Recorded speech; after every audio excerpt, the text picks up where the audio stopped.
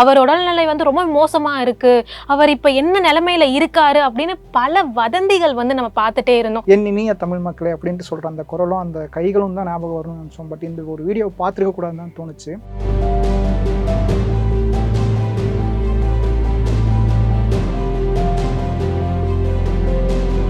குறிப்பிட்டு சொல்லணும்னா அதுக்கப்புறம் தான் அவரோட உடல்நிலை ரொம்பவே மோசமா வந்து மாறிட்டு இருந்தது. இந்த அளவுக்கு ஒரு துன்பத்தை அனுபவிக்கணுமா அப்படிங்கிற ஒரு கேள்வி எல்லாருக்குமே இருக்கு. ஏன்னா மற்ற இயக்குநர்களை விட பாரதிராஜா சார் வந்து ரொம்ப தனித்து தெரியக்கூடிய ஒரு நபராக தான் இருக்காரு. அவரோட ஹாஸ்பிட்டல் ஒரு நாள் செலவே வந்து இவ்வளோ மாசங்கள்ல 3 மாசத்துல எடுத்து பார்க்கும்போது 1 கோடி ரூபாய் வரைக்கும் ஆயிருக்கு அப்படின்ற மாதிரிலாம் வந்து நிறைய தகவல்கள் வந்து சொல்லிட்டு இருந்தாங்க. அவரோட கடைசி காலம் அப்படின்றது வந்து இவ்வளோ மோசமா இருக்கக்கூடாது, கடைசி காலத்துல அந்த குடும்பத்தோட வந்து அவரோட காலங்கள் வந்து இருக்கணும் அப்படின்றதுனால தான் இப்போ அவர் வந்து ட்ரீட்மெண்ட் முடிஞ்சு வீட்டுக்கு அனுப்பி வச்சிருக்காங்க. பேச தயங்கின ஒரு ரொம்ப டேபுவான விஷயங்கள்லாம் வந்து பட்டவர்த்தனமா போட்டு உடைக்கிறதுல வந்து அதை சரியா கிராஃப்டோட பண்ணக்கூடியவர் தான் வந்து பாத்தீங்கன்னா பாரதிராஜா. தமிழ் சினிமா அப்படின்னா ஒரு ஸ்டீரியோ டைப்குள்ளேயே வந்து டிராவல் ஆயிட்டு இருந்த சமயத்துல அதையெல்லாம் முதல்ல உடைக்க ஆரம்பிச்சது அவரோட படங்கள் தான் அப்படின்னு சொல்லலாம்.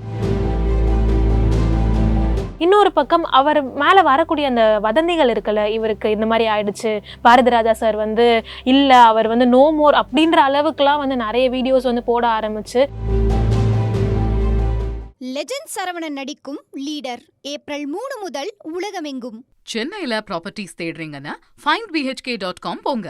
மேட்சிங் ப்ராப்பர்ட்டிஸ AI உங்களுக்கு குளு குளுன்னு காத்து வீசுது. உங்கள் சத்யாவில் குளு குளு AC offer. Welcome to Kumudam talks. இயக்குனர் இமயம் பாரதிராஜா அவர்களோட ரீசெண்ட் வீடியோ ஒன்று பார்த்து எல்லாருமே என்னடா இது அப்படின்னு வந்து பதறியிருப்போம் அப்படின்னு தான் சொல்லணும். இவ்வளோ நாளாக அவர் வந்து உடல்நலம் சரியில்லாமல் ஹாஸ்பிட்டலில் சிகிச்சை எடுத்துட்டு இருந்தாரு அப்படின்னும், அவர் உடல்நிலை வந்து ரொம்ப மோசமாக இருக்கு, அவர் இப்போ என்ன நிலைமையில இருக்காரு அப்படின்னு பல வதந்திகள் வந்து நம்ம பார்த்துட்டே இருந்தோம். ஆனால் அந்த வதந்திகள் எல்லாத்துக்குமே இந்த ஒரு வீடியோ வந்து ஓகேப்பா, அவர் ஓரளவுக்கு நலமுட தான் இருக்காரு, அவர் வீட்டுக்கும் வந்து திரும்பி இருக்காரு அப்படின்னு அந்த வீடியோ பார்க்கும்போது ஓரளவுக்கு ஆறுதலா இருக்கு அப்படின்னு தான் சொல்லணும். நீங்க அந்த வீடியோ பார்க்கும்போது உண்மையாவே உங்களோட மனசு என்ன மாதிரி இருந்ததுன்னா? இல்லை, ஆக்சுவலாக நமக்கு வந்து இவ்வளோ நாளாக ஒருத்தர் வந்து நம்ம ஃபேஸில் பாரதிராஜா சார்னா இப்படி தான் அப்படின்ட்டு இருக்கும்ல, அதெல்லாம் உடச்சி ஆக்சுவலாக வீடியோ பார்த்துருக்க கூடாது அப்படிங்கிற மாதிரி தான் தோணுச்சு. ஏன்னா அவரோட கடைசி காலங்களில் வந்து நமக்கு வந்து எப்பயுமே என் இனிய தமிழ் மக்களே அப்படின்ட்டு சொல்கிற அந்த குரலும் அந்த கைகளும் தான் ஞாபகம் வரும்னு நினச்சோம். பட் இந்த ஒரு வீடியோ பார்த்துருக்க கூடாதுன்னு தான் தோணுச்சு. ரஜினி சார் வந்து பார்த்தீங்கன்னா ஒரு நிகழ்ச்சியில் பேசியிருப்பாரு, பாரதிராஜாவுடைய வயசு வந்து யாருக்குமே தெரியாது அவர், ஆனால் வயசு தெரிகிற வரைக்குமே எல்லாரும் வந்து பாரதிராஜா பாரதிராஜா சார் அந்த மாதிரி தான் கூப்பிட்டுட்டு இருப்பாங்க. ஒரு வேளை வயசு தெரிஞ்சிருச்சு அப்படின்னா அப்படியே சாஷ்டாங்கமாக காலில் விழுந்து கும்பிட்டுருவாங்க. அவருக்கு வந்து ஏன்னா அவ்வளோ வயசு ஆகுது, ஆனால் அவ்வளோ யங்கா அவ்வளோ இளமையா அவ்வளோ துடிப்பாக இருக்கக்கூடிய அப்படி இருக்கக்கூடிய ஒரு நபர் அப்படின்னு ரஜினி சார் வந்து ஒரு நிகழ்ச்சியில் சொல்லியிருப்பாரு. அப்படி இருக்க ஒரு நபர் வந்து இப்படி ஒரு உடல்நிலை வந்து ரொம்ப கவலைக்கிடமாக இருக்க ஒரு சூழலில் வந்து பார்க்கக்கூடியது வந்து பார்த்திங்கன்னா ரொம்ப கஷ்டமாக இருக்கும். இப்போ நமக்கே நம்ம வீட்டில் நம்மளோட அப்பா அம்மா அந்த மாதிரிலாம் பார்க்க முடியாமல் ஒரு சூழல் இருக்கும் இல்லையா. அது மட்டும் இல்லாமல் தன்னுடைய மகன் வேற இறந்து கிட்டத்தட்ட ஒரு வருஷம் ஆகுது. மார்ச் 25 போன வருஷம் மார்ச் 25 தான் வந்து மனோஜ் பாரதிராஜா இறந்தாரு. நான் குறிப்பிட்டு சொல்லணும்னா அதுக்கப்புறம் தான் அவரோட உடல்நிலை ரொம்பவே மோசமா வந்து மாறிட்டு இருந்தது. கடந்த 10 மாதங்களாவே அவர் ஹாஸ்பிட்டல்ல வந்து ட்ரீட்மெண்ட்ஸ் எடுத்துட்டு இருந்திருக்காரு. அவரோட ஹாஸ்பிட்டல் ஒரு நாள் செலவே வந்து இவ்வளோ மாசங்கள்ல 3 மாசத்துல எடுத்து பார்க்கும்போது 1 கோடி ரூபாய் வரைக்கும் ஆயிருக்கு அப்படின்ற மாதிரிலாம் வந்து நிறைய தகவல்கள் வந்து சொல்லிட்டு இருந்தாங்க. அவருக்கு நுரையீரல் பிரச்சனை இருக்கு, மூச்சு சுவாசிக்கிறதுல வந்து நிறைய பிரச்சனைகள் இருக்கு, அவரோட உறுப்புகள்லாம் வந்து செயலிழக்க ஆரம்பிச்சிருச்சு, வயசு காரணமா வந்து உறுப்புகள் செயல்பட வைக்கிறதுக்கே வந்து சிரமமா இருக்கு அப்படின்ற மாதிரி நிறைய காரணங்கள் வந்து அவரோட சிகிச்சைக்கு பின்னாடி வந்து சொல்லிட்டே இருக்காங்க. அதனாலதான் பல ரூமர்ஸ் வந்து நடுவுல வந்துச்சு, பாரதிராஜா சாருக்கு என்ன ஆச்சு, அவர் இப்ப என்ன பண்ணிட்டு இருக்காரு, அவரோட உடல்நிலை உண்மையாவே எப்படி இருக்கு, அவர் என்னதான் ஆச்சு அப்படின்ற மாதிரி பல ரூமர்ஸ் வந்து பரவிட்டு இருந்தது. அப்படி இருக்கும் போது இல்ல, அவரோட கடைசி காலம் அப்படின்றது வந்து இவ்வளவு மோசமா இருக்கக்கூடாது, அவருக்குன்னு ஒரு ஆசை இருந்திருக்கு தன்னோட குடும்பத்தோட, இப்ப அவரோட அந்த ஃபேமிலி கூட வந்து தன்னோட மகனை இழந்திருந்தாலும் கடைசி காலத்துல அந்த குடும்பத்தோட வந்து அவரோட காலங்கள் வந்து இருக்கணும் அப்படின்றதுனாலதான் அந்த ஹாஸ்பிட்டல் செட்டப் அப்படியே வந்து வீட்டுக்கு மாத்தி கூடயே வந்து ஒரு 2 நர்சஸ்லாம் வந்து அவங்க கூட அனுப்பி வச்சு அவர் வந்து வீட்டுல வந்து அவர் ஃபேமிலி கூட டைம் ஸ்பெண்ட் பண்ணணும் அப்படின்றதுனாலதான் இப்ப அவர் வந்து ட்ரீட்மெண்ட் முடிஞ்சு வீட்டுக்கு அனுப்பி வச்சிருக்காங்க அப்படின்ற மாதிரி சொல்லப்பட்டது. ஸோ பாரதிராஜா சார் வந்து இந்த அளவுக்கு ஒரு துன்பத்தை அனுபவிக்கணுமா அப்படிங்கிற ஒரு கேள்வி எல்லாருக்குமே இருக்கு. ஏன்னா மற்ற இயக்குனர்களை விட பாரதிராஜா சார் வந்து ரொம்ப தனித்து தெரியக்கூடிய ஒரு நபராக தான் இருக்கார்.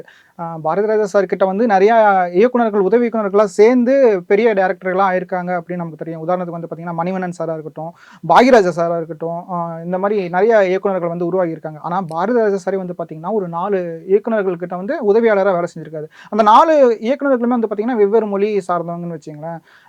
மலையாள இயக்குனர் ஒருத்தர், தெலுங்கு இயக்குனர் ஒருத்தர், கன்னடா இயக்குனர் ஒருத்தர், இப்படின்ட்டு வெவ்வேறு எக்ஸ்போசர்ஸ் அவருக்கு கிடைச்சிருக்கு. அந்த எக்ஸ்போசர்ஸ்லாம் வந்து பார்த்தீங்கன்னா பாரதிராஜா சார் வந்து ஒரு லெஜண்ட் அப்படிங்கிற லெவலுக்கு வந்து உயர்த்தி வச்சிருக்கு.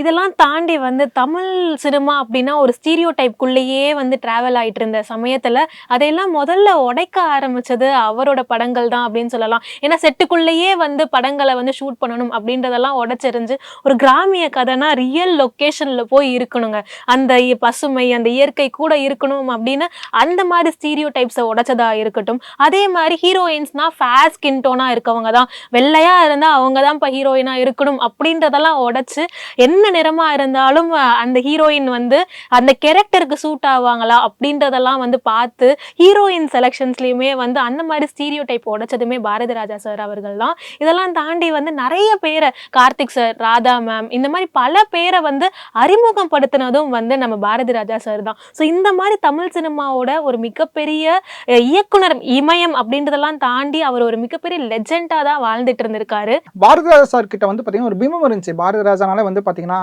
கிராமத்து படம் மட்டும் தான் எடுப்பார் அப்படின்ட்டு.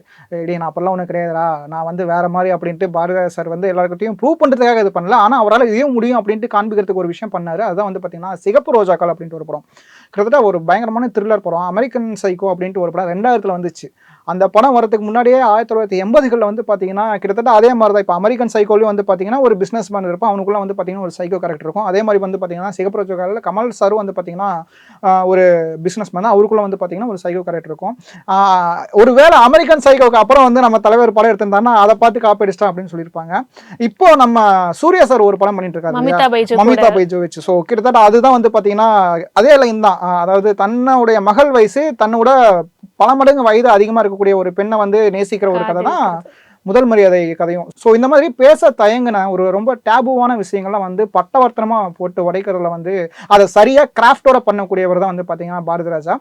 இந்த மாதிரி நிறைய படங்கள் சொல்லலாம். அது மட்டும் இல்லாமல் ஒரு நல்ல ரசனையாளரால் மட்டும்தான் ஒரு நல்ல இயக்குனராக ஆக முடியும். ஸோ பாரதிராஜா சார் ஒரு பயங்கரமான ரசனைக்காரன்னு சொல்லலாம். ஹீரோயின்ஸை எப்படி வந்து ரொம்ப பெக்குலியராக செலக்ட் பண்ணுறாரோ, கதைக்களங்களை எப்படி வந்து ரொம்ப பெக்குலியராக செலக்ட் பண்ணுறாரோ, அந்த மாதிரி அவரோட பாடல் ரசனையும் வந்து பயங்கரமாக இருக்கும். இந்த பொத்தி வச்ச மல்லிகை மொட்டு, அதுக்கப்புறமேட்டுக்கு வந்து கிழக்கே போகும் ரயிலில், இந்த மாதிரி அவருடைய ஒவ்வொரு படங்களையும் வந்து பார்த்தீங்கன்னா பாட்டு வந்து குறைந்தபட்சம் ஒரு 2 பாடல்களாவது வந்து பயங்கர ஹிட் ஆயிரும். இளையராஜா சார் அண்ட் வைரமுத்து தான் அவருக்கு ஆஸ்தான இதுவா இருந்திருக்காங்க இந்த மாதிரி பாடல்களை பத்தி சொல்லும் போது. ஏன்னா கண்டிப்பா பாரதிராஜா சார்னா இளையராஜா சாரோட மியூசிக்னா அந்த பாடல்கள் எல்லாமே ஹிட் அப்படின்றது தான். ஸோ 2 பேரும் சேர்ந்து ஒரு மேஜிக் ஒன்று பண்ணிக்கிட்டே இருந்திருக்காங்க. ஸோ இந்த மாதிரி நிறைய விஷயங்கள் வந்து பாரதிராஜா சாரை பத்தி பேசணும்னா இன்னும் பல விஷயங்கள் பேசிக்கிட்டே இருக்கலாம்.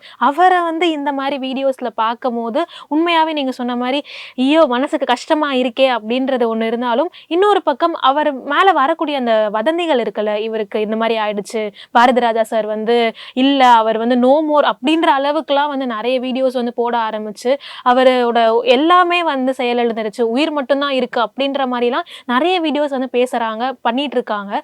பட் அதெல்லாம் வந்து தாண்டி அவர் எவ்வளோ பெரிய ஒரு மனுஷனா இருந்திருக்காரு, எவ்வளோ பெரிய லெஜெண்டா நம்ம தமிழ் சினிமால இருந்திருக்காரு.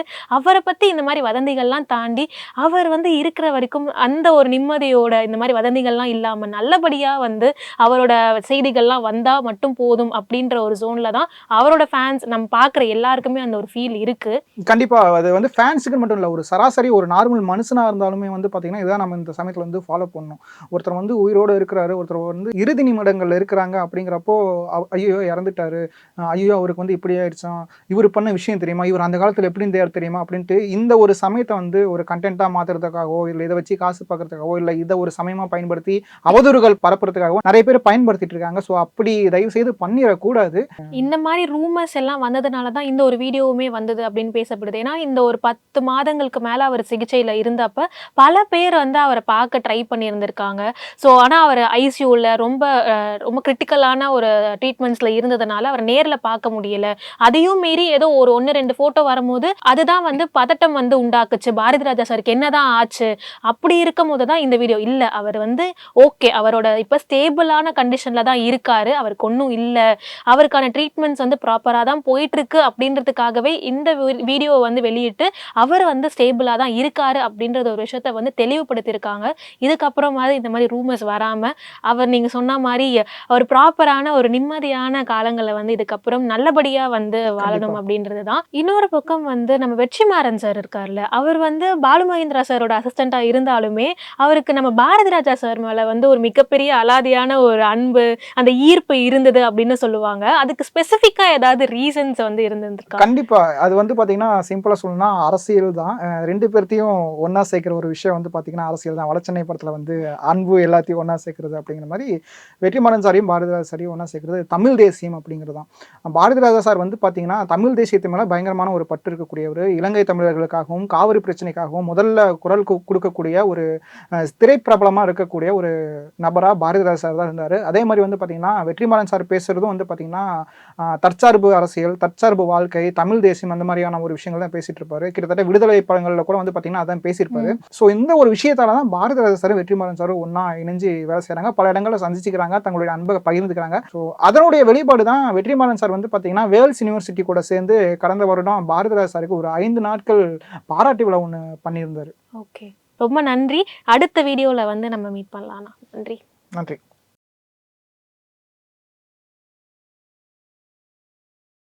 லெஜண்ட் சரவணன் நடிக்கும் லீடர் ஏப்ரல் 3 முதல் உலகமெங்கும். சென்னையில ப்ராப்பர்ட்டிஸ் தேடுறீங்கன்னா findbhk.com போங்க. மேட்சிங் ப்ராப்பர்ட்டிஸ AI உங்களுக்கு குளு குளுன்னு காத்து வீசுது. உங்கள் சத்யாவில் குளு குளு ஏசி ஆஃபர். உங்கள் சத்யா.